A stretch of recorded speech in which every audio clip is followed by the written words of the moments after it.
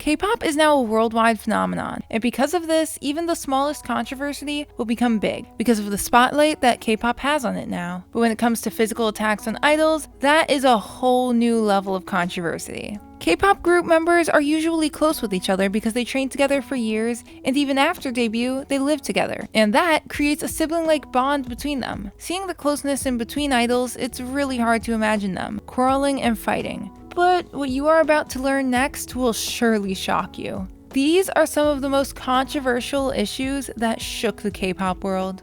The MASC controversy. MASC is a 4-member boy group that debuted in August of 2016 under J Planet Entertainment, formerly known as JJ Holik Media. The boy band consisted of Wongsu, Yeoryuk, Ace, and Heejay. After debuting, the boy group made 2 comebacks and a tour in Brazil in 2017. Although the group is talented, they did not attract much attention, especially in South Korea, making the company add 4 more members into the group: Leon, Doyeon, Moonbung, and Chaeyeon, making MASC an 8-member boy group as of September of 2017. On 25th of July 2018, Chaeyeon, one of the new members, announced his departure from the group after being physically attacked by one of the original members, Ace. On that day, he also posted on his Instagram account that he was brutally attacked and injured by one of his members. He elaborated on the details of this incident while continuing not to name his attacker directly. He clarified that one of his bandmates had grown furious with him over a borrowed umbrella in March of this year, and had cursed and yelled at him repeatedly. An umbrella? Seriously? Initially, Ace denied the charges, and even wrote a rap in response. He then verified later that he was the attacker identified by Chaeyeon, and reported that he had left the group to claim responsibility for his assault on his bandmate. MASC returned as a 4-member group after the controversy, and sadly 2 more members, Doyeon and Yeoryuk, left the company to go their own way. It was revealed on the 18th of October in 2020 that MASC had disbanded. Who would have thought that this kind of controversy could even happen within a K-pop group? 2.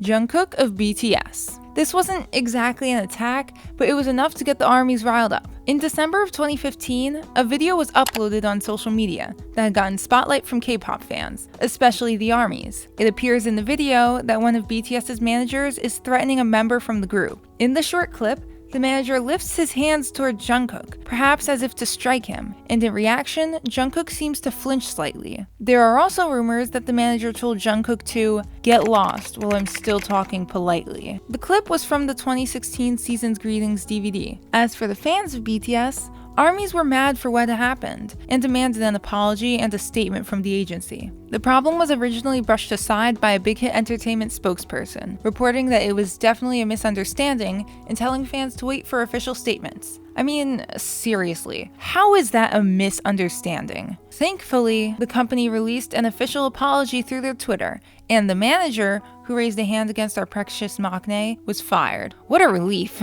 3. Tracing. TRCNG, or Tracing, is a boy group under TS Entertainment. The group debuted in October of 2017 with 10 members, but now Tracing only consists of 8 members. Their agency, TS Entertainment, is known for producing popular groups like BAP and Secret. But regardless, the agency is infamous for their worst management and treatment of their artists. Almost all TS artists have sued the company, and the members of Tracing are not an exception. In November of 2019, it was revealed that Tracing members Woo Yup and Taeson had requested to terminate their contracts with TS Entertainment and filed a lawsuit against the company for child abuse, extortion, and assault. The 2 former members revealed to Dispatch, a media outlet in Korea, that they were physically and verbally assaulted by staff. They presented chat logs and photos as proof. In addition to some of this, some of the members of the group are still underage, resulting to child abuse. The 2 also highlighted the company's poor management of their group, making all 10 of the members live in a small apartment with 2 rooms.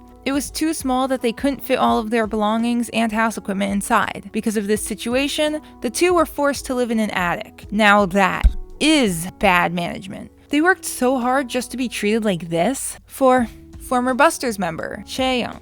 If you don't know Busters, they are a girl group under JTG Entertainment and Marbling E&M Inc. They consisted of 5 members, and they debuted on November of 2017. However, Two of the members, Jisoo and Chaeyeon, left the group in July of 2020 to pursue other fields. But before 2020, Chaeyeon, who was 15 years old at that time, was part of a children's show called Talk Talk Bonnie Hani by the educational network EBS. And while she's still in this show, what happened to her is not something you would expect. In December of 2019, after recording of the said show, a fan uploaded a video that appears to be Chaeyeon tugging at the shirt of her coworker to ask some questions. The coworker was identified as comedian Choi Young-soo. The comedian was seen swinging around aggressively and allegedly punched Chaeyeon on her left arm.